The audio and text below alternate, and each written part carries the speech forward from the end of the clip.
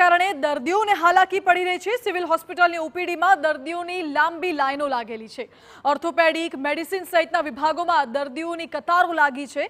વોર્ડમાં દર્દીઓને ડ્રેસિંગ સહિતની સુવિધાઓ પણ ખોરંભે ચડી છે। દર્દીઓ માટે માત્ર સિનિયર તબીબ હોવાથી દર્દીઓની લાંબી લાઈનો લાગી છે।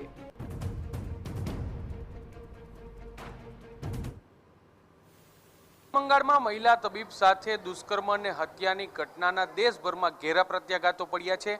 રેસિડેન્ટ ડોક્ટરોની હડતાલનો આજે બીજો દિવસ છે ને આજે બીજા દિવસે ઇન્ડિયન મેડિકલ એસોસિએશન પણ આ હડતાલમાં જોડાયું છે। તેની સીધી જ અસર સિવિલ હોસ્પિટલમાં જોવા મળી છે। આપને હું દ્રશ્યો બતાવવા માંગીશ રાજકોટની સિવિલ હોસ્પિટલમાં કે જ્યાં ઓર્થોપેડિક વોર્ડની બહાર દર્દીઓની લાંબી લાઈનો છે તે જોવા મળી રહી છે। છેલ્લા 2 દિવસથી રેસિડેન્ટ ડોક્ટરો છે તે હડતાલ પર છે અને સ્વાભાવિક રીતે કોઈ પણ વોર્ડમાં જે એક સિનિયર તબીબની સાથે 3 થી 4 રેસિડેન્ટ તબીબો હોય છે અને તેને કારણે કામનું ભારણ છે તે ઘટી જતું હોય છે।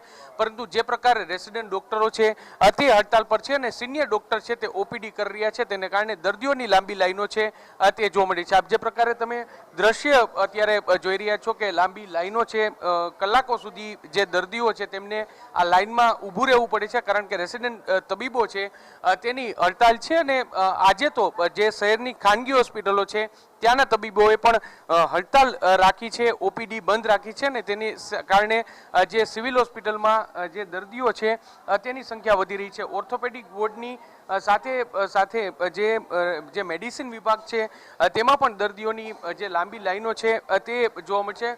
ક્યાંથી આવો છો તમે? અમે ભીચરી ગામથી આવી છીએ। 15મી ઓગસ્ટથી મેં આવ્યા ત્યાં બંધ હતો તો ગરમ પાટો ખાલી કરી દીધો હતો। એની માટે અત્યારે આખો સોજો વધી ગયો છે અને ફરફોટા આવી ગયા છે એટલે આજે પાછા આવ્યા છે। તો આજે આ લાઈન કોઈ દી હોતું નથી ટ્રાફિક, પણ આજે ફૂલ ટ્રાફિક છે। કેટલી વારથી ઊભા છો? અમારે અડધી પોણી કલાક થઈ ગઈ। તમે કેટલી વારથી ઊભા છો? આટલી લાંબી લાઈનો છે? પોણી કલાકથી ઊભા છીએ।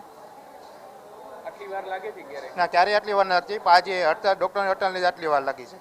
સ્પષ્ટપણે જે બહાર ગામથી પણ ગ્રામ્ય વિસ્તારોમાંથી રાજકોટ સિવિલ હોસ્પિટલમાં દર્દીઓ છે, એક જે દર્દી છે, દાદા ક્યાંથી આવો છો તમે? આણંદ પરથી આવું છું। મારે સિનાઈની તકલીફ, આંચકો આવી ગયેલો।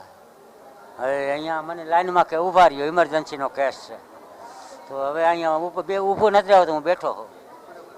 ડોક્ટરની હડતાલ છે એટલે ડોક્ટર આ સાહેબ નથી એમ કીધું, એટલે એસો પટેલમાં 7 નંબરમાં નહીં ને અહીંયા રહ્યો કે એમ કીધું। સામાન્ય રીતે જે ઓર્થોપેડિકના જે ઇમરજન્સી કેસ હોય છે તેમને જે સીધા જ વોર્ડમાં છે તે દાખલ કરવામાં આવતો હોય છે, પરંતુ જે પ્રકારે રેસિડેન્ટ ડોક્ટરો છે તે હડતાલ પર છે, વોર્ડની કામગીરી બંધ છે અને તેને કારણે જ અત્યારે જે ઓપીડીમાં તમામ દર્દીઓ છે તે આવવા માટે મજબૂર થયા છે। કાકા કેટલી વારથી ઊભા છો? અડધી પોણી કલાક થઈ। વારો નથી આવતો? વારો નથી, મારે ઘરવાળીને ચક્કર આવે છે, હું આ બેહાડી આવ્યો। તમે જવા દેવાનું કીધું, નથી જવા દેતા। હડતાલ છે એના કારણે? હા, એ તો બરોબર છે, પણ બહુ તકલીફ જ કોકને જવા દેવા જોઈએ ને એમ।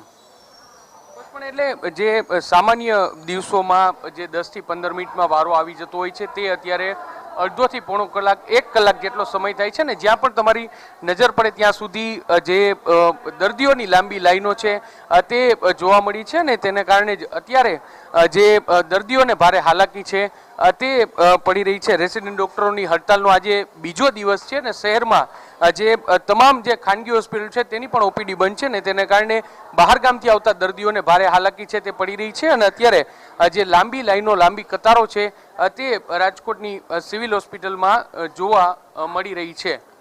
કેમેરા પર્સન ભાવેશ લશ્કરી સાથે મોહિત ભટ્ટ, TV9 રાજકોટ।